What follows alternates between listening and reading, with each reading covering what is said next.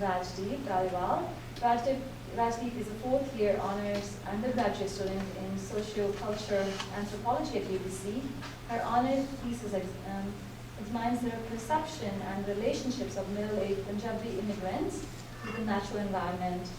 She obtained an Associate of Arts in Asian Studies from Scotland Polytechnic University. She is currently serving as a co-editor of Anthropology UBC Academic Journal for Anthropological Studies. I'm going to be talking about my honors work. I'm a fourth year's honors student at UBC. That's not the title of my paper, it's the title of my presentation though. Basically I'm talking about how middle-aged Punjabi immigrants perceive and relate and connect with the land after they have emigrated, so how that transnational migration has shifted their understandings of the earth. So my interest is primarily within whether their identity or relationship to the land can evolve during or after migration from a landscape where land is perceived holistically, where it is respected, to a land where this whole land is what we call exploited and ceded, stolen, it's used as a resource, and so how that kind of shifts their thinking, especially in the context that a lot of immigrants work in labor-intensive jobs.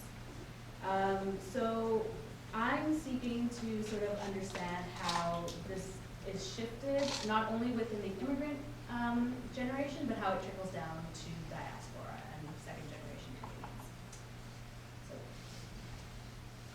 Oh, yes, before I start, I do want to acknowledge that we are on Musqueam, Squamish, Tsleil-Waututh traditional territories. I grew up and I was born and raised on Halton, Catsi, KK, and Tsawwassen territories, and I'm very grateful to be able to do my work and to live here. So this is actually a quote from one of my participants. I had a really small sample, unfortunately, but I thought it was really interesting that she said this. So she said that being a Sikh means Sikhna, so in Punjabi, Sikhna means to learn, so a Sikh is someone who learns. It's not hard being a Sikh. Being a Sikh means you care about your surroundings, you be true to yourself, you be true to others. The Sikhism concept is not about some god who's sitting up above on a cloud on some chair that looks like Santa Claus or whatever. It's not a really old guy who's watching everyone. Sikhism, the concept of Sikhism is that we're all Ra, which means we're all God. It's about the energy that's within us and that we're all connected. So I'm not going to go through all of this because otherwise, who's going to read my paper? But I will focus on eco-sociology, deep ecology, and eco-theology. So these are three theories that I'm working with in my paper. Basically, eco-sociology puts socialism and ecological well-being first. It's an ideology that merges socialism with green politics and ecology as well as anti-globalization. Deep ecology is an ecological and environmental philosophy that promotes the worth of all living beings, and regardless of whether we can use them or not, and it restructures the idea that humans are at the top and that the living environment as a whole should be respected and that it should be accorded legal rights. And then eco-theology is it's like a philosophy that's mostly been used in Christian texts, but I'm sort of reinventing it for mine to look at how Sikhism, how Sikh texts understand and talk about the environment and how that is adapted in the actions that immigrants do. So when I was doing my data collection and I was looking through all my work, I realized that there was a lot of really interesting themes that were sort of being woven between all my participants. One of them was loss and resignation. So loss and resignation in terms of how the Punjab is now turning into in terms of the environment. So a lot of trees are being cut down. Crop burning is a huge thing. There's, India, Punjab sells a lot of rice and wheat to other provinces, and there's not a lot of people being, I guess, fed in the same way as they used to in previous generations, according to my participants. There's a lot of grief on so many levels because, the state of Punjab has become smaller geographically.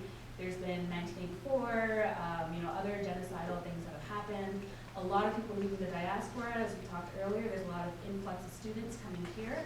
Ghost towns, ghost villages in Punjab. A lot of villages are empty of people. Opioid epidemics among male youth, female infanticide, all these things that are going on. And so that kind of worked into this notion of like how the land is being thought of, especially when they're moving here. There's a lot of nostalgia for how Punjab used to be. So a lot of my participants were talking about, we used to have really big trees, we used to have all these songbirds, we used to have, they all had a function. And now when we go back to Punjab, there's nothing there. There's no more trees, our fields are empty, etc., etc. There's also anxieties for the future in terms of the state of Punjab, not so much here, which I will talk about, and there's a sense of apathy, as in they feel like they can't do anything because there's too much structural, there's too many things going on within the Indian political context that they can't really do anything about. And that there's a strong resistance to sort of this notion of letting go of things, and there's a strong resistance to not identifying themselves, separating themselves from the land, and yet there is this sort of this cognitive dissonance that sort of emerges. So nostalgia, I kind of touched on this earlier. So they talked a lot about how there's a loss of birds, trees, yet there's a reluctance to plant more. So people who live in the Punjab, or immigrants who send money back, they send money back to build bigger houses. And these houses are structurally different from what they used to have, where these houses are now closed, so people stay indoors, and they're very much like Western houses. Whereas in the past, you would go and there would be this huge courtyard within everyone's, if you all live in Punjab, you all know, that there's a huge courtyard and everything. You just walk in and you see someone. And now the diaspora is sending back money to build houses that look like here. Houses that, you go there and you can't walk, you can't see anybody. So that's a big difference. The other thing was the sense of community. So now when you go back to Punjab, you don't talk to people as much anymore because you don't see them. And another thing that I gathered from my data is that a lot of my participants who were immigrants here talk about how Punjab used to be clean. We never had an environmental issue. In fact, they never even thought, what is an environmental problem? We have no idea. It was just always clean. Like, we only learned about environmental concerns once we got here. And now that they're living here, they say Punjab is so dirty, but they don't send money back to fund cleaning efforts in Punjab. They send them back to build bigger houses that no one will live in because they all live here. So it's interesting. So when I was talking to my participants about how they perceived climate change education from the state, whether or not Canada was helping them learn more about climate change, given the fact that a lot of these immigrants came here in the 90s, 80s, and they didn't always have high school education or what have you, and so much of the science around climate change has changed since then. They said that there's no further education from the Canadian state. They haven't really learned anything. There's also a barrier with English, so a lot of people don't speak English. They can't read that scientific literature that's so accessible to all of us. They came here and status became more important to them than tilling the land, for example, because once you're here, you don't need to till the land. So what became more important was bigger houses, more cars. If you go to Surrey, so I'm originally from Surrey, a lot of the houses that they're building now have no trees at all. So they tear down the old ones and they build new ones, and there's just no trees at all. They cut down all the trees. So that's the same thing that's going on in the Punjab. When they send back money to build new houses, they cut down the trees around the houses as well, because according to my participants, it's too much of a mess to clean them up. Another thing that they say is that, I do talk a little bit about Indigenous ontologies in my paper. They say that Canada is a white man's land because they don't know about First Nations people. Because it has been sold to immigrants for a long time that this land is sort of like England in a sense, that people are ethnically white here.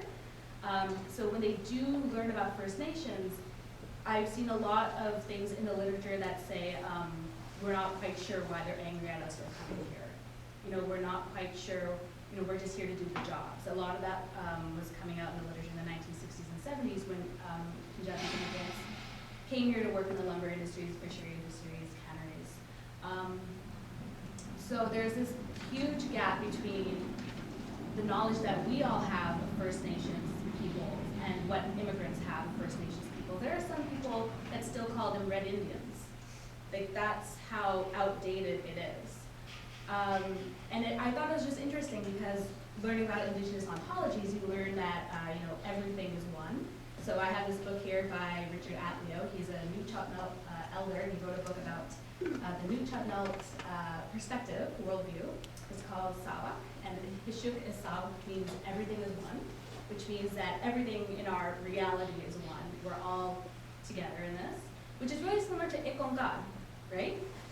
Which is God is one. That's something in the Sikh scripture. We say Ikon God.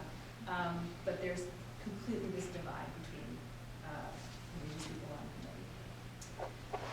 And the last thing was that they had this idea that everything is taken care of in Canada in terms of the environment, so they don't have to worry about like cleaning, everything is clean, the government cares, we don't have to do anything, whereas in Punjab there's this huge, they think that there's this huge distance between who's responsible for the land. It's like, oh, the government's responsible for cleaning the land, the government says you're responsible for cleaning the land, so there you go.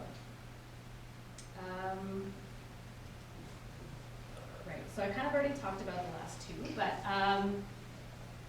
in my data, I realized that there are relationships with the environment that do still exist among immigrants, but they're in a state of ambiguity and limbo because of the capitalist society that we live in.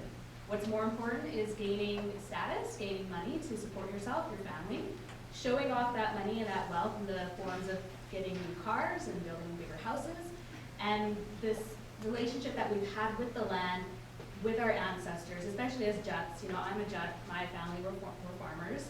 It's slowly kind of moving away, and it's becoming less and less important.